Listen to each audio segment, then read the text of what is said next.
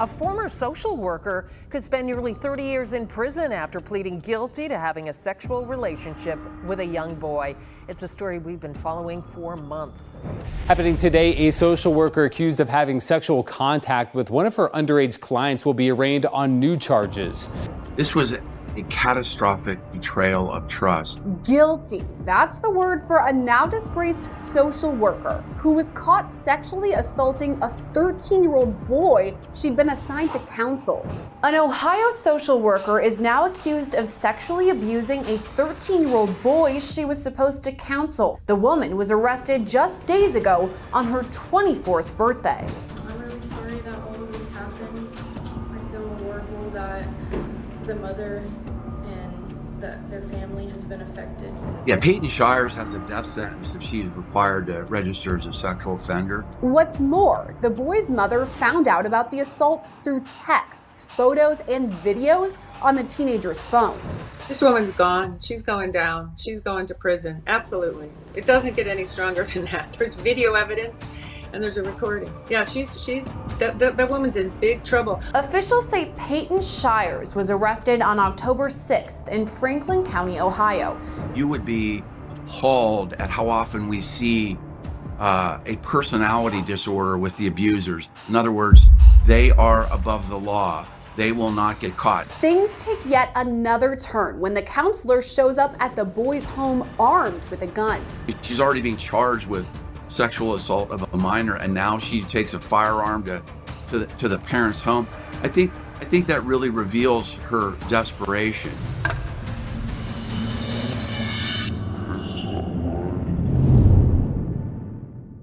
Welcome to The Female Criminal. Tonight, we investigate a crime that represents the most profound and catastrophic betrayal of institutional trust. This is the chronicle of a female criminal who weaponized her duty to help, turning a position of solemn care into a mechanism of calculated exploitation. Payton Shires was a social worker, tasked with guiding and protecting vulnerable children through the National Youth Advocate Program. Her expertise granted her access to a 13-year-old boy seeking help for behavioral issues. According to court records, she used that privileged access to manipulate and repeatedly assault him in various locations across Columbus. This is the tragic case of Payton Shires.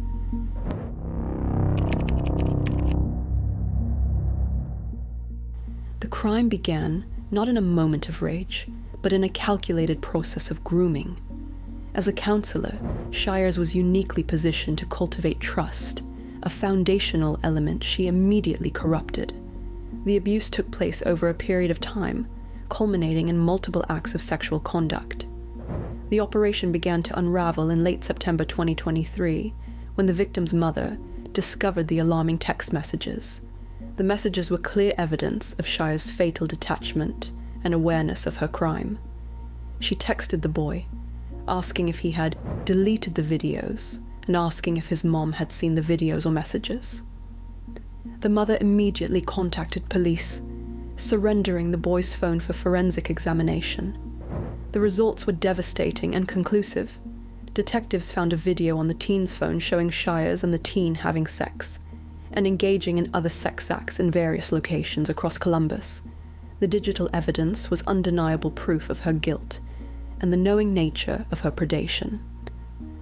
The final piece of irrefutable evidence came when police conducted a controlled three-way call between Shires, the boy's mother, and detectives. During this call, Shires, cornered by the evidence, admitted to the boy's mother that she had engaged in sexual conduct with her 13-year-old client.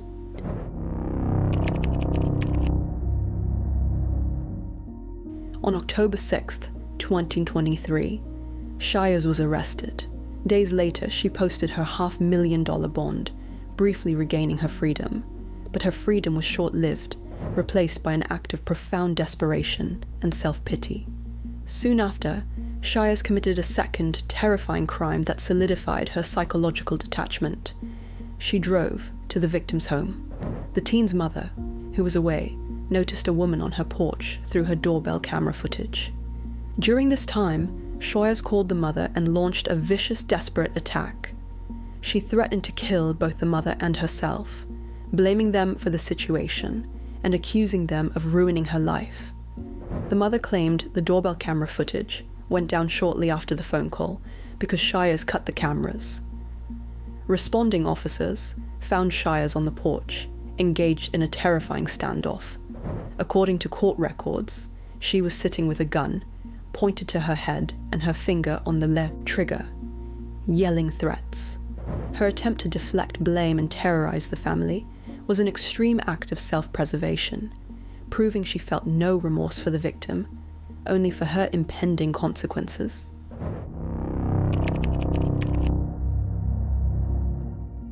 The second incident led to the immediate revocation of her bond and additional felony charges, effectively sealing her fate. Her actions had escalated the crisis from sexual abuse to armed intimidation, removing any chance of leniency. In May 2024, Shires pleaded guilty to 4 counts of unlawful sexual misconduct with a minor. So the sentence is going to be as follows. On counts 1, 2, 3, and 4, unlawful sexual conduct with a minor, 2 years each, concurrent to each other. On counts 5 and 6, intimidation of a witness, 9 months consecutive to counts 1 and 4, and consecutive to the inducing panic count, which is along with the charges of intimidation and inducing panic. The sentencing hearing provided the final, chilling glimpse into the female criminal's complex psychology. As she faced the court and the victim's family, Shires offered an apology.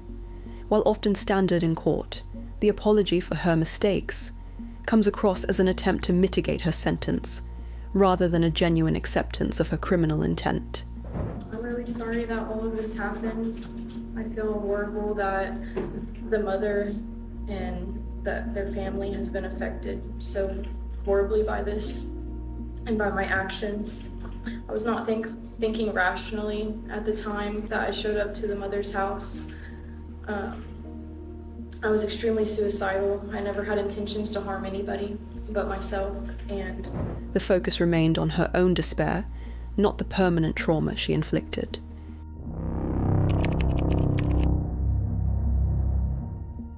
Payton Shires was sentenced to nearly 5 years in prison. You will be supervised by the adult parole authority for a period of 5 years. It's mandatory, and if you violate the terms of that release, you could go back to prison for 1/2 of the entire sentence, except for the gun specification. You're going to sign a document acknowledging that. And you're also acknowledging to me, correct, that you understand your obligations to register as a sex offender? yes. All right. More importantly, she was required to register as a Tier 2 sex offender for 25 years. For a professional like Shires, Or move to another county, you have to register in that county, and you have to do so for 25 years. And you'll be kept in a database. It's going to affect the rest of your life. this is a career death sentence, an ultimate consequence that prevents her from ever again working in a position of trust with children. The consequences did not end there.